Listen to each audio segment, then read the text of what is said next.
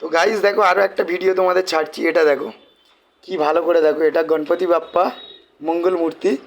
তো এটা কিভাবে বানানো আছে, এটা বানানো আছে তোমার একটা কার্টুন, মানে যে আমাদের বিস্কুটের কার্টুন পার্টুন হয় না, ওই কার্টুনের পিছনটা দেখো, দেখতে পাচ্ছ, এটা কার্টুন।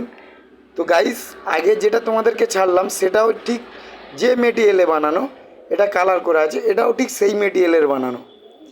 এটাও আমার মিসেস বানিয়েছে। তো তোমরা বলো এটা কি দিয়ে বানানো আছে। এটা কিন্তু একদম হালকা ছোলা, এর কোনো ওজন নেই, কিছু নেই। দেখো এ ছাড়ছেও না পড়ছেও না, দেখতে পাচ্ছ তোমরা, কিছু হচ্ছে না কিন্তু। কিন্তু দেখো এটা খুব সুন্দর, একদম হালকা, ছোট, সিম্পল, হেভি সুন্দর, বাড়িতে তোমরা টাঙিয়ে রাখতে পারবে। আর এটা কি দিয়ে বানানোর তোমরা সেটাও কমেন্ট করো। বাড়িতে যারা যারা বানাতে চাইছো তাদেরকে আমরা অবশ্যই বলে দেবো যে এটা কীভাবে বানাতে হয়। আরও অনেক জিনিস আছে, তোমাদেরকে শেয়ার করব, তোমাদেরকে দেখাবো।